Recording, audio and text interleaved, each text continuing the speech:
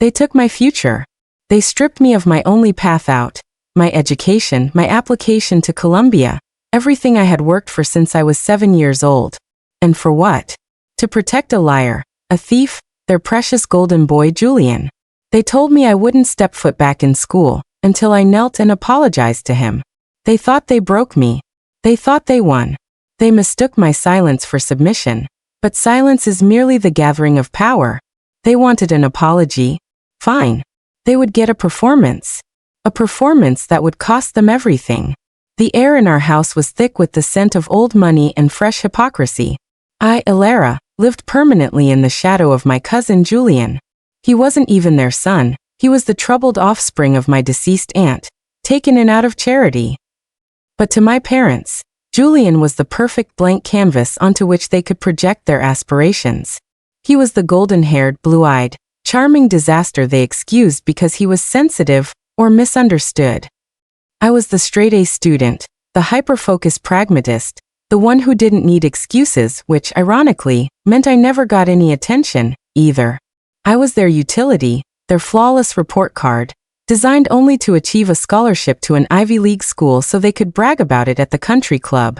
My entire life was a meticulously planned escape route.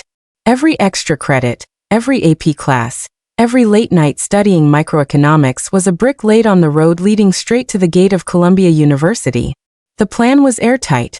Early admission, a full merit scholarship, and then sweet, glorious distance from the suffocating grandeur of my family's perfect facade. Julian, meanwhile, was in his gap year ostensibly finding himself. In reality, he was draining my father's bank account, crashing on our leather sectional, and charming the housekeeper into making him custom omelets. My parents saw genius in his indolence. I saw a parasitic worm. The incident happened 2 weeks before my early decision application was due.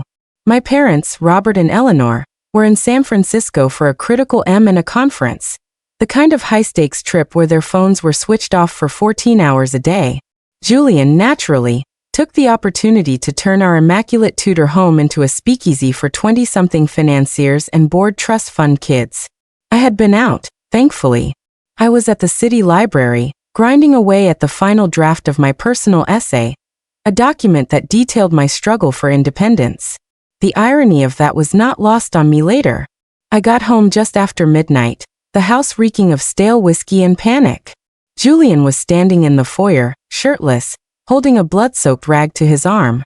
He looked less like the golden boy and more like a terrified child, which in a twisted way, was exactly the look he needed to cultivate for the next 48 hours. "Elara, thank God," he whispered, his voice shaking. "Don't say anything. I need you to just go to your room. Please." I ignored him, my eyes immediately drawn to the garage. The door was slightly ajar. I pushed it open. There, crumpled against the brick-back wall of the garage, was the brand-new, metallic blue Tesla Model S Performance, delivered just 3 days earlier. It was uninsured. My father had a habit of buying high-value items and then forgetting to complete the insurance paperwork until the following week, a small, arrogant oversight that always drove my mother mad. The entire front end of the car looked like a crushed soda can. The airbag was deployed, smelling of acrid smoke. "You hit something," I stated, my voice dangerously calm. "No." I swerved. "A deer." "It was a deer," he stammered, pulling the shirt around his shoulders, hiding his injury. I didn't believe him for a second, but I didn't care. My priority was my own survival. I turned, walked straight upstairs, and immediately logged into my laptop. I pulled up my essay, saved it to 3 different cloud services, and printed a hard copy. I knew how this game was played. I secured my life raft. When my parents returned, the atmosphere shifted from panic to a terrifying, surgical coldness. My mother, Eleanor, looked at the wreckage in the garage, her face turning the color of ash. My father, Robert, looked at Julian, then at me. Julian didn't hesitate. He played his role to perfection. He walked straight to my father, his eyes welling up, and confessed. But the confession wasn't what anyone expected. "Uncle Robert, Aunt Eleanor, it was me," he began, his voice thick with performative shame. "I took the car. I know I shouldn't have. But Elara, she was upset. She was crying and she said she just needed to get away. She convinced me to take her for a late-night drive to clear her head. My blood ran cold. He was lying, weaving a narrative where I was the instigator. He continued, tears now freely streaming down his face. When we were on the highway, she grabbed the steering wheel.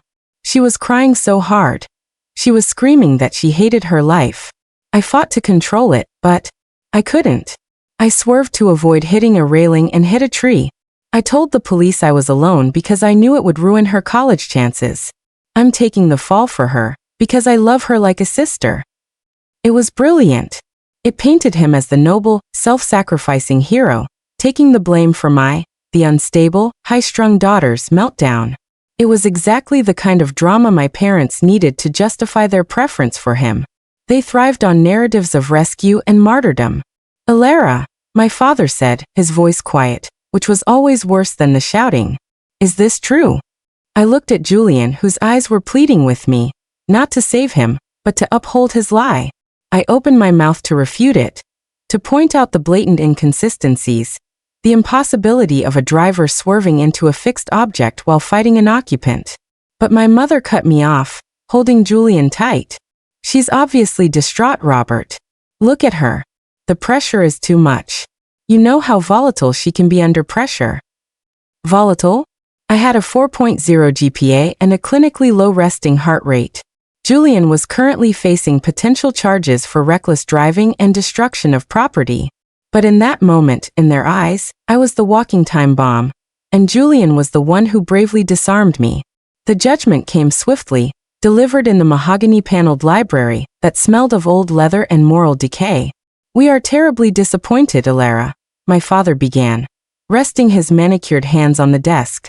Your behavior was reckless and criminal. It reflects an underlying instability that we cannot ignore. My mother added, your current mental state is clearly not conducive to high-level academic work. We are worried about you. Worried? I finally snapped. You're worried about your image. Silence, my father thundered. He stood up, towering over me. Effective immediately, your enrollment at Northwood Prep is suspended. We have also withdrawn your early decision application to Columbia. We will reassess your status only when we have a clear indication that you have processed the seriousness of your actions. The air rushed out of my lungs. Northwood Prep was my life. Columbia was my lifeline. They hadn't just grounded me, they had cut the rope. Wait, I whispered, staring at them in disbelief. You're taking away my senior year? My college application? It's temporary, provided you cooperate, my mother said, her voice patronizing. You will apologize, Alara. You will write a public, sincere apology to Julian for placing him in that dangerous situation, and for forcing him to lie to protect you. Once we feel the apology is sincere, and has been adequately distributed among our social circle, we will consider reinstating your schooling. Until then, you are confined here, studying only the books we deem appropriate. The cruelty of it was absolute. They weren't seeking justice. They were demanding a ritualistic submission to their preferred narrative. They needed me to validate Julian's heroism and my own role as the family scapegoat. They needed to cement their belief that I was the problem child, and he was the saint. I looked at the floor. I saw the Persian rug, the polished shoes, the perfect, unyielding surfaces of their world. I felt a tectonic shift within me. The old Alara, the desperate, compliant overachiever, died in that room. The new Alara, cold and utterly focused, was born. Understood, I said, my voice barely audible. My father nodded, satisfied. Good. See Julian. He's waiting for your apology. I walked out of the library, past the smug face of Julian, who was lounging in the sunroom, scrolling through his phone. Told you they'd understand, he smirked, a venomous smile of victory. Just get the apology done, Alara, and we can all move past your little episode. I looked at him, not with hatred, but with the clinical observation of a predator sizing up its prey. Don't worry, Julian, I said softly. You're going to get the apology you deserve. The next few days were the quietest of my life. My parents treated me like a fragile, quarantined object. They removed my school laptop, confiscated my phone, and gave me a stack of insipid self-help books. But they missed one crucial thing. My secondary, heavily encrypted laptop, hidden beneath a loose floorboard in my closet, which I used for all my off-the-books coding projects. And they definitely missed the genius that simmered inside my mind. The suspension gave me exactly what I never had. Time. Time to focus, time to stop chasing their goal, and time to pursue my own. My escape route had been shut down, so I began constructing a weapon. The initial steps were simple. I needed the truth about the crash. Julian had claimed he hit a tree near the highway. A generic, easily swallowed lie. I started by using my hidden laptop to ping the Tesla's onboard GPS logs, which thankfully hadn't been completely wiped by the impact. The coordinates pointed to a very specific, well-lit intersection near the city's warehouse district, about 20 miles from the highway Julian mentioned. Next, I needed an alibi confirmation. I emailed the chief librarian at the downtown branch, a stern but fair woman named Ms. Kincaid, requesting surveillance footage of the main reading room for the evening in question, citing a dispute over stolen intellectual property. She obliged quickly. The footage, compressed and sent to my alternate email, showed me alone, from 8 p.m. to 12:15 a.m. Perfect. But the real investigation began when I looked into why Julian was in the warehouse district. That was the industrial, low-key corner of the city, not where my parents' high society friends lived. I began cross-referencing Julian's bank statements, which I easily accessed through a forgotten password on my father's home computer. My father, the tech mogul, used his birthday as a passcode, a telling detail of his arrogance. Julian wasn't just finding himself. He was incurring massive debts. I found wire transfers to names I didn't recognize, thousands of dollars funneling out of an account my parents funded monthly. The amounts were too large for simple living expenses. Then I found it, a series of small, strange charges on my mother's business credit card, used only for professional entertaining. Charges for expensive vintage wine, high-end liquors, and catering. On the day of the crash, Julian had ordered thousands of dollars worth of supplies, delivered to a small, private address, an old hunting cabin the family owned but rarely visited. Julian wasn't just at a party. He was hosting a private event, likely an illegal gambling or high-stakes drinking session with people my parents would never approve of. I used the GPS coordinates of the crash site and cross-referenced them with municipal police reports. The local news had a minor story, a minor hit-and-run involving an expensive blue vehicle and a delivery van. The delivery van driver sustained a broken arm. Julian hadn't hit a tree. He had hit a person, or at least, a vehicle driven by a person. Twist 1. The hidden motive. The crash wasn't an accident caused by panic. It was an escape attempt. He was fleeing the scene of a crime, aggravated hit-and-run, possibly while intoxicated, to avoid identification by the police who would link him back to the car, and, more importantly, to whatever illicit activity was happening at the cabin. The puzzle was complete. Julian was not just a liar. He was a criminal who had endangered an innocent worker and then attempted to frame me, his cousin, for his reckless actions, all to protect his ability to continue living off my parents' wealth. The depth of my parents' self-deception and Julian's malice solidified my resolve. They wanted an apology. They would get an indictment. My plan for the apology ceremony began to take shape. My parents, obsessed with image, scheduled a small, intimate dinner at the house for the following Friday. It was code for, "We've invited all the key players, the head of the university admissions board, the family lawyer, and Dad's biggest business partner, to witness Alara's public repentance and reassure them that our family is intact." I spent the next 3 days meticulously assembling my case. I created a secure, cloud-based dossier. High-resolution scans of the police report, the GPS data, the bank statements with Julian's forged signatures, the librarian's video confirmation, and a neatly typed, professionally tone-written summary of the timeline and evidence. The final piece of preparation was the execution. I needed to ensure this information reached its targets before my parents could seize my device, shut down the internet, or try to spin the narrative. I wrote a small, self-executing script on my laptop, set to run immediately upon a single keystroke. It was programmed to blast the entire, anonymized dossier to a preset list of emails, including the Northwood Prep headmaster, the Columbia admissions director, and most crucially, the email of Mr. Harrison, my father's largest and most conservative business partner, a man who valued integrity above all else. Friday arrived slick and suffocating. I wore a simple dark blue dress, the color of calm, the color of the Tesla Julian destroyed. The dining room was buzzing with the low hum of influential people drinking expensive wine. My parents introduced me as their recovering daughter, a tragic figure who had bravely overcome her nervous breakdown. Julian, seated near the head of the table, gave me a tight, triumphant smile. He thought this was his coronation. Dinner was served, a culinary masterpiece I couldn't taste. The atmosphere was thick with false pleasantries. Finally, my father cleared his throat, tapping his champagne flute with a silver fork. Friends, colleagues, we called you here tonight not only to enjoy Eleanor's famous osso buco, but to celebrate a step toward healing in our family. My daughter, Elara, has realized the error of her ways and has prepared a statement for Julian, who has shown truly remarkable grace and maturity throughout this trying time. All eyes turned to me. I stood up slowly, clutching a single, folded sheet of paper in my hand. I walked to the head of the table, placing the paper carefully beside my wine glass. I looked at Julian first. He was preening. Then I looked at my parents, who were radiating pride and relief. The cost of their facade was about to be deducted from their total assets. I took a deep breath, and I began. I was asked to deliver an apology. I said, my voice clear, steady, and amplified by the silence of the room. And I prepared one. I paused, and as I did, my hand slipped beneath the table, pressed the enter key on my hidden laptop, and triggered the script. Twist 2. The irreversible strike. A tiny silent light on the device winked once.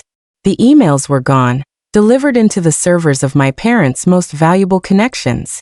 My heart hammered, but my voice remained perfectly composed. Julian, I continued, addressing him directly. I apologize. I apologize for the fact that my relentless pursuit of my education made me blind to the fact that you were spiraling out of control. I apologize that my parents' toxic favoritism led you to believe that you could lie, cheat, and commit a crime without consequence. The smile slid off Julian's face. My mother's hand flew to her pearls. I apologize, I continued, stepping toward the table, my eyes sweeping over the guests, the admissions director, the lawyer, Mr. Harrison. I apologize that you felt the need to destroy my life raft, my college application, to save your own skin after you crashed a brand new, uninsured Tesla into a delivery van, giving the innocent driver a broken arm, and then attempted to frame me for your hit and run. A collective gasp went around the table. The silence was shattered. Elara, what are you doing? Sit down, my father hissed, jumping to his feet. I ignored him. My momentum was unstoppable. I picked up the folded paper. This is the apology my parents demanded. It's an admission of my instability and Julian's innocence. But since they suspended my education until I delivered it, I used that forced time off to investigate the truth. I unfolded the paper, but instead of reading it, I presented it to Mr. Harrison, my father's business partner. Mr. Harrison, I know you value integrity. This is the official police report from the crash site, which shows Julian was fleeing the scene after hitting Mr. Javier Rodriguez's delivery van. Julian wasn't hitting a deer to save me. He was running away from his own actions. My father was halfway across the room, his face purple. Stop this. Eleanor, get the computer. Shut off the Wi-Fi. My mother rushed to the study, but it was too late. I was already moving to the next target. And my apology for being the unstable one. I turned to the admissions director from Columbia. I used the last 2 weeks to analyze the family finances. Here, sir, is a summary of the evidence showing Julian's use of my mother's business card to illegally purchase goods for a gambling operation he was running at the family's upstate cabin. I apologize, sir, that my family's idea of instability is the only thing that uncovered a pattern of criminal fraud. I slammed a printout of the financial ledger onto the table, the paper scattering nearby wine glasses. The room erupted. Guests were whispering, standing up, some grabbing their coats. Julian was frozen, his blue eyes wide with terror, not charm. My father reached me, his hand clamping around my arm with bruising force. You little viper. You will regret this. I looked him straight in the eye, my voice cutting through the noise. I have nothing left to regret. You took my future to protect a criminal. I'm simply reclaiming my narrative.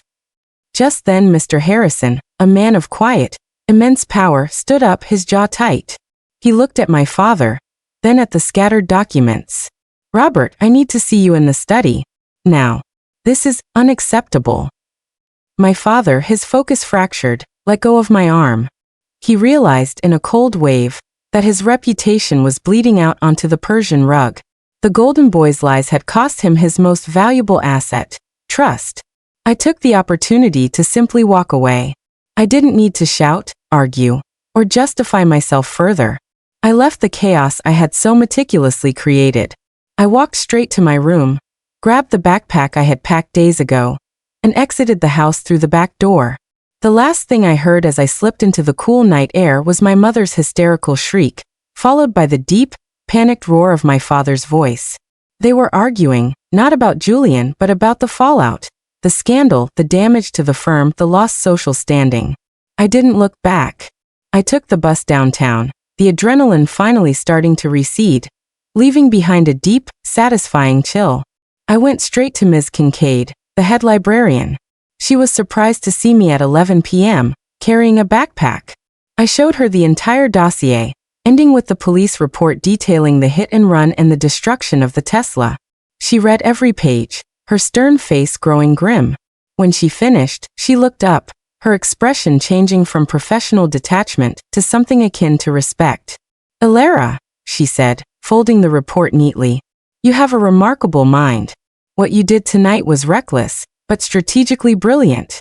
You just scorched your bridge with your family." "That bridge was collapsing anyway," I replied. "I just accelerated the destruction." "They took away your application and suspended your schooling based on a lie," she murmured, tapping the report. "I have contacts, Elara. Not at Columbia, but at the regional admissions office for several reputable state universities, including the State University Honors College. More importantly, I know a good civil attorney who handles pro bono cases involving parental abuse of power and educational rights. You have concrete evidence that you were unjustly denied your senior education and your college prospects." I felt the first true wave of hope I had felt in months. My revenge had not only served justice, it had created a new, stronger path. The next few months were a whirlwind of quiet, relentless action. Ms. Kincaid connected me with the attorney, a razor-sharp woman named Diane who specialized in emancipation and educational law. Diane immediately filed a temporary restraining order against my parents, preventing them from interfering with my life, and began the process of fighting for my re-enrollment and the reinstatement of my application rights. The consequences for the Golden Boy and my parents were swift and public. Julian was investigated for the hit and run and the fraud charges. The story was picked up by local society blogs, turning my parents' perfect image into a grotesque joke. Mr. Harrison temporarily suspended his partnership with my father's firm, citing gross negligence and ethical misconduct, causing immediate and massive financial loss. My father's frantic attempts to clean up the mess only made it worse. My parents tried to fight, but every move they made was anticipated by Diane. They tried to claim I was unstable and stole the documents. Diane simply produced the librarian's witness statement and the time-stamped, encrypted delivery of the dossier that occurred before the explosion in their dining room.